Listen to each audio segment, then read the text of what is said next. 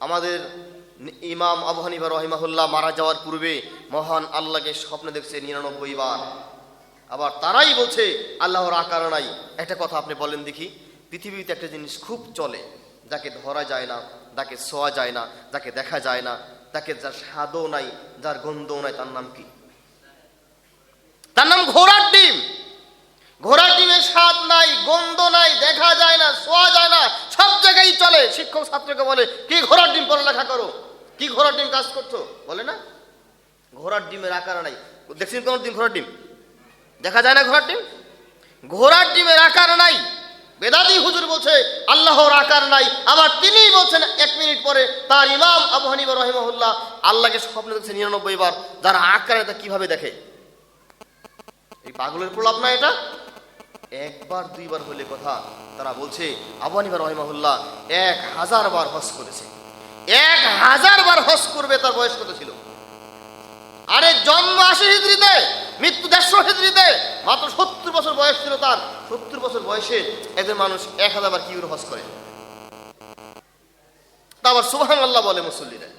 আবার কান্না করতে করতে গাছে উঠে, জিকির করতে করতে গাছে উঠে, লাফায় বান্দরের মতো, দেখেন নাই?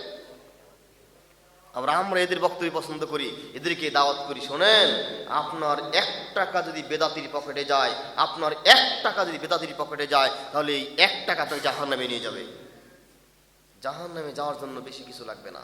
আল্লাহ বলছেন কুল হাল নুনাব্বিকুম বিল আকসারিনা আমালা। মুহাম্মদ সাল্লাল্লাহু আলাইহি সাল্লাম, আমি কি আপনাকে বলবো না দুনিয়ায় আমল করে ক্ষতিগ্রস্ত কারা? দুনিয়ায় আমল করে ক্ষতিগ্রস্ত কারা কারা? পরে বলছেন আল্লাযিনা দাল্লা সাম ফিল হায়াতিদ দুনিয়া ওয়া হুম ইয়াহসাবুন আন্নাহুম ইহসানুনা সুনআ। এই দুনিয়ার জগতে, সূরা কাহফ শেষ দিকে আল্লাহ বলছেন, এই দুনিয়ার জগতে মানুষ একটা আমল করবে ভালো মনে করে, আমলটা যে খারাপ তারা বুঝেনি। এই যে রাস্তায় যখন আপনি সিএনজিতে করে যান, দেখবেন আপনাকে ছাত্ররা হুজুরা ঠেকায়া টাকা আদায় করছে, কালেকশন করছে না? ভিক্ষা করে কালেকশন করতে হবে কেন? ওয়াজ করতে হবে কেন আপনাকে? আপনি বেদাতি মাহফিলে, আপনি বেদাতি মাদ্রাসায়, বেদাতি খানকায়, শিরকের খানকায় যদি 1টা টাকা দান করেন, তাহলে জাহান্নাম হবে। দাখালা রাজুলুন জান্নাতি বিজুবাবিন নাজি বিজুবাবিন, কিতাবুজ জুহুদ 18 নম্বর পৃষ্ঠায় লিখতে গিয়ে আহমদ হাম্বুল রাহিমাহুল্লাহ তিনি লিখলেন, তিনি বললেন দাখালা রাজুলুন জান্নাতি বিজুবাবিন নাজি বিজুবাবিন, একজন মানুষ জান্নাতে যাবে একটা মরা মাছির বিনিময়ে, আর জাহান্নামে যাবে একটা মরা মাছির বিনিময়ে। একটা মাছির দাম কত লক্ষ টাকা হতে পারে? মাছি তো চিনি। একটা মাছির দাম কত হতে পারে? একটা মরা মাছির দাম কত লক্ষ টাকা হতে পারে? রাসূল করিম সাল্লাল্লাহু আলাইহি সাল্লাম বলেন দেখাল্লা রাজুলুন জান্নাতি বিজুবাবিন নারি বিজুবাবিন, একজন মানুষ জান্নাতে যাবে একটা মাছির বিনিময়ে, আর জাহান্নামে যাবে মাছির বিনিময়ে। তখন সাহাবী জিজ্ঞাসা করলেন, আমরা আপনার কথা বুঝতে পারলাম না।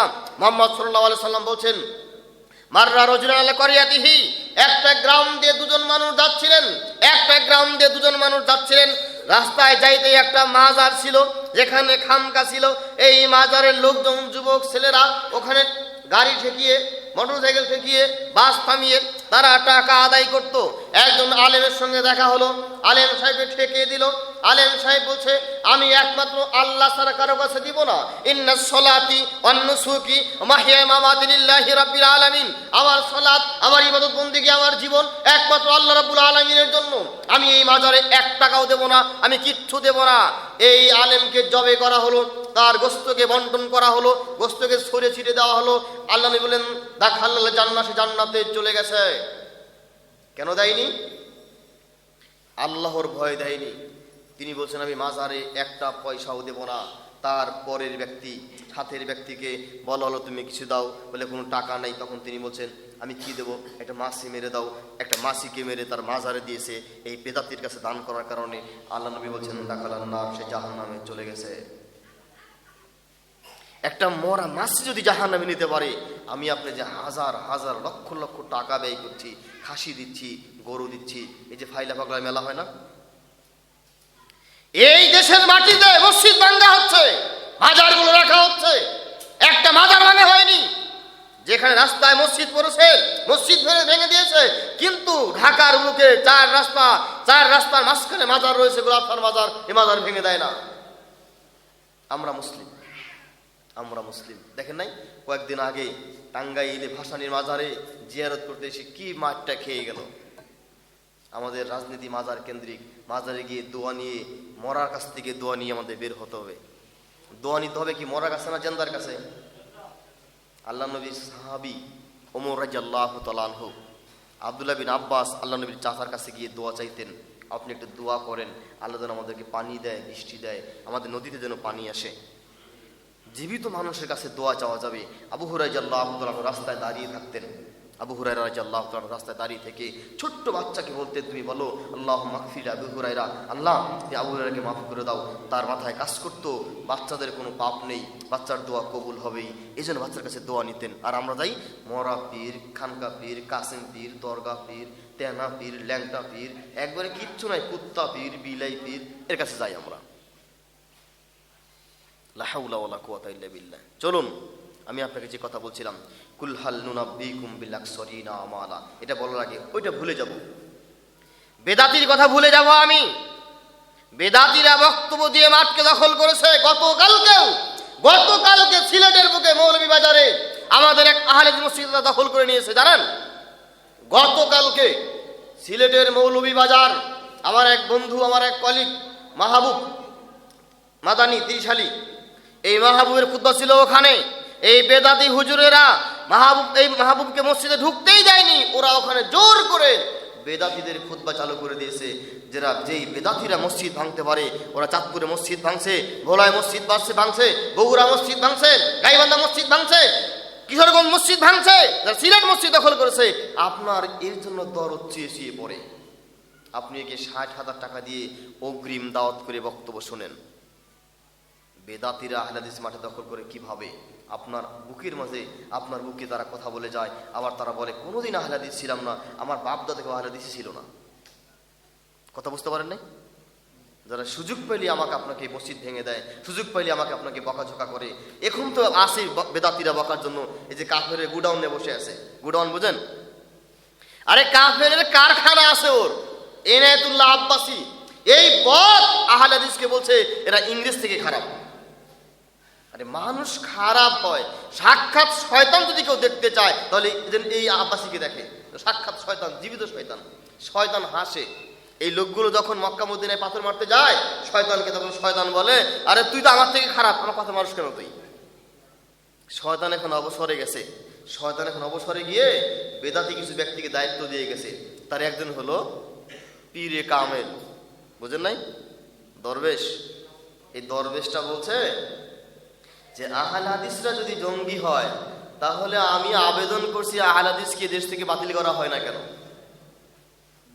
বলছে কোনো মসজিদে যদি জোরে আমিন বলা হয়, নামাজের পরে ওকে ডাকবা, ডাকে বলবা যে কই পাইছো দেখা, তারপরে যাবি। আপনি কি জানেন একবার আমিন বললে কি নেকি পাওয়া যাবে? ইযা ক্বাল ইমাম সামিআল্লাহু লিমান হামিদা ক্বালু রব্বানা লাকাল হামদ। এই যে একটা কথা, এই একটা কথা বলে যত নেকি পাওয়া যাবে, আমিন বললে সমান নেকি পাওয়া যাবে। তিনটা হাদিস শোনাই, তারপর সামনে যাই। মান সামা রমাজানা ঈমানান ইহতিসাবান গুফিরা লাহু মা তাকদ্দামা মিন যামবিহি। রাসূল করিম সাল্লাল্লাহু আলাইহি ওয়াসাল্লাম বলেন, আবু হুরায়রা হাদিসটা বর্ণনা করেন, যে ব্যক্তি ঈমানের সহিত সওয়াবের আশায় পূর্ণ মাস সিয়াম পালন করবে তার জীবনের সব পাপ ক্ষমা করে দেওয়া হবে। রমজানের 30টা সিয়াম পালন করলে যত নেকি হবে, মসজিদে একবার জোরে আমিন বললে সমান নেকি হবে। কথা বোঝেন নাই? ইযা আমানাল ইমাম ফাআমিনু, ইমাম সাহেব যখন আমিন বলে তখন তোমরা আমিন বলো। তখন ফেরেশতারা আমিন বলে, ইমাম সাহেবের আমিন, ফেরেশতার আমিন, মুসল্লির আমিন যদি মিলে যায়, গুফিরা লাহু মা তাকদ্দামা মিন যামবিহি, আল্লাহ মুসল্লির জীবনের সব পাপ ক্ষমা করে দিবেন। আর এই বল, এই খানকাওয়ালা, এই ঠাকুর বলছে যে মসজিদে জোর আমিন বলবে ওই মসজিদ থেকে তাকে ঘাড় ধরে বের করে দেবা। মসজিদ তোমার বাবা, মসজিদ তোমার বাবার সম্পত্তি? জি না, মসজিদে 1 টাকা থাকলে আমার ভাগ সেখানে আছে। মসজিদ দখল করবা এই দুনিয়াতে, মরার পরে কি করবা? কবরে যাও, 1 টন কাপড়কে যেমন ধোপা ইস্তারি করে সোজা করে, তুমি মরে যাওয়ার পর কবরে ফেরেশতারা তোমাকে ইস্তারি করে সোজা করে তুমি অপেক্ষা করো।